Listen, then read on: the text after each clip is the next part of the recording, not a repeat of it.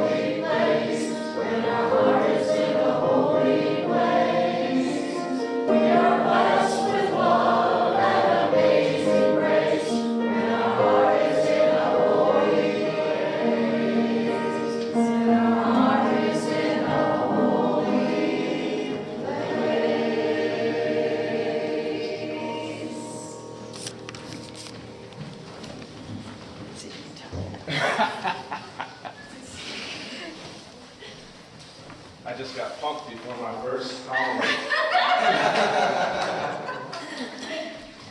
She said, see if you can top that.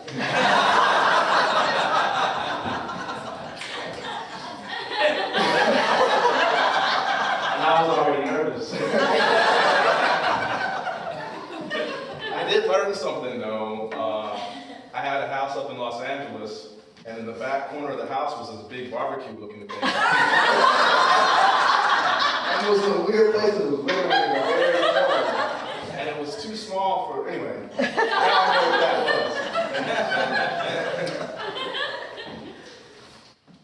was. Easter celebrations, the roots run deep, are the name of my talk this morning. Is the name of my talk. Coastal Southern Californians are spoiled from a weather standpoint. I grew up in Philadelphia and Alabama. And here in Southern California, we don't have winter fantasies about the ice thawing and the snow melting. But here in California, we have experienced a long period of arid weather, and the year's relief from the recent drought gave many of us a renewed appreciation for green grass and colorful wildflowers, the wildflowers of spring. If we were to dive into the deep records of recorded history, we would uncover a rabbit hole of celebrations and rituals all centered around this special springtime of rebirth, renewal, of new opportunities to sow seeds for the future. In the modern era, Easter is dominated by colorful spring flowers, decorated eggs, the Easter bunny, and the resurrection of Jesus Christ. Each of these represents and embodies the same sense of rebirth as does springtime itself. Emphasizing the importance of the time of year, Easter closely corresponds to the Jewish tradition of Passover, which is also a driving event in the story of Jesus and the Last Supper. Since most of the early American settlers were Puritans and members of the Protestant churches, they had no desire to partake in religious festivals or unusual practices, So the idea and implementation of celebrating Easter in the United States didn't truly take hold until the Civil War era. Now, 150 years later, studies show that over 80% of the U.S. population, atheists and religious alike, observe Easter in some way. Growing up, I was raised in a Seventh-day Adventist household by my parents and the influence of my paternal grandmother, all practicing a rather orthodox version of Seventh-day Adventism. On my mother's side of the family, when I was a young boy, her great-grandfather was still alive, and he served as the founding pastor of St. Paul's Baptist Church in Conshohocken, Pennsylvania, which is a suburb of Philadelphia. I share these brief biological tidbits to point out the picture of my childhood, and on both sides of my family, we were rooted and surrounded in what we call the church. Now, please keep in mind, ever since I was quite young, I have always been an inquisitive child. Me, my siblings, and cousins were constantly bombarded with the reinforcing indoctrination that the meaning of this day was the celebration of Jesus, the passion of the Christ, and his triumph over death's steely grips. Yet images everywhere I looked showed the Easter bunny and Easter eggs and Easter baskets, and I couldn't understand what one had to do with the other. But I did like those colorfully decorated eggs, the healthy chocolates, and I really liked those little marshmallow bunnies. I am and always have been a bibliophile, which is a lover of books, and I'm a gregarious reader. One of my favorite recent works of fiction is one written by Neil Gaiman entitled American Gods. Last year was turned into a television program of the same name on the Starz network. In the season 1 season finale, there is an appearance by the goddess Astara, played by the alluring actress Kristen Chenoweth. Check her out. Both the book American Gods and the show explore the ancient Germanic traditions of Astara, goddess of the spring, who is often believed to be the namesake for the Easter holiday. This portrayal of Astara captivated me and made me look deeper into the seemingly obscure Germanic goddess.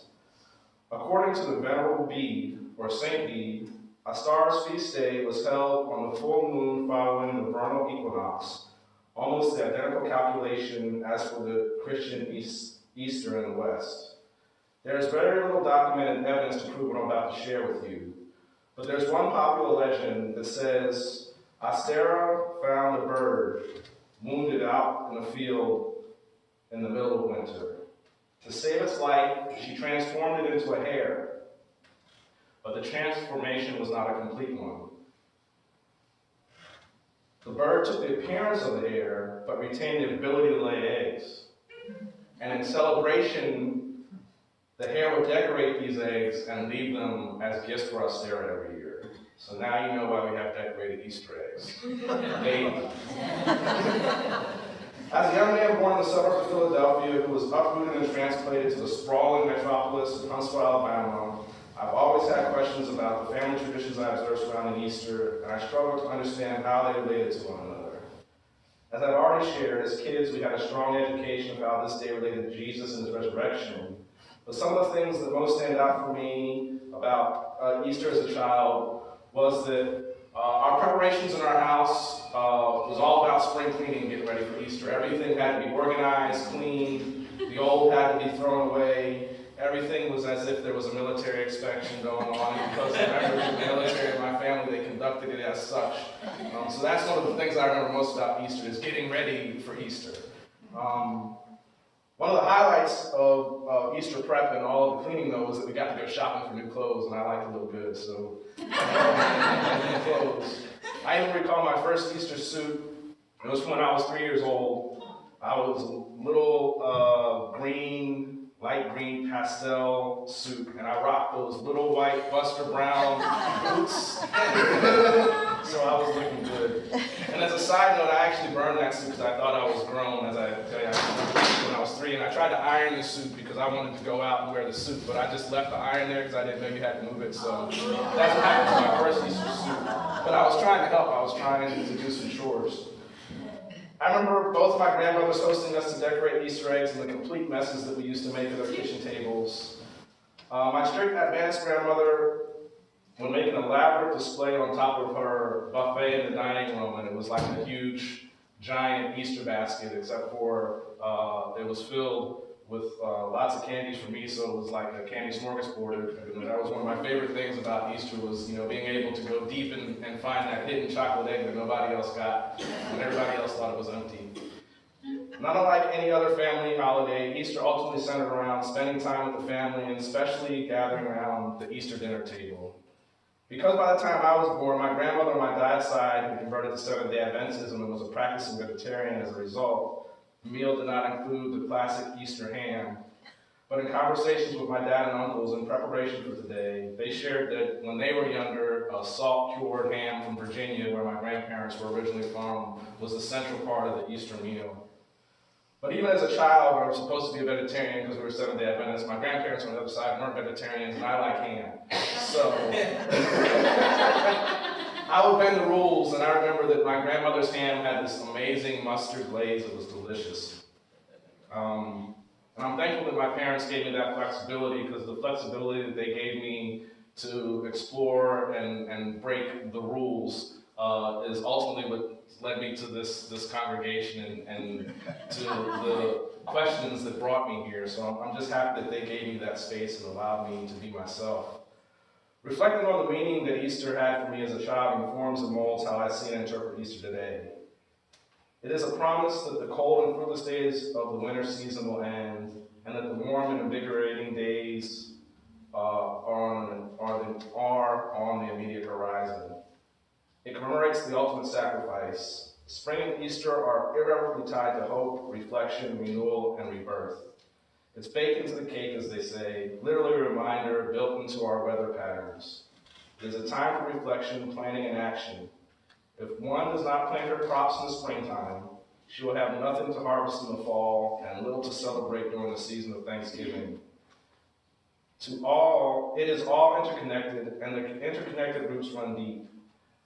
I wish you each a joyous and reflective Easter Sunday, and I invite you to grasp the opportunity to use today's reflections to inform your actions and plans for the next season we are all moving toward.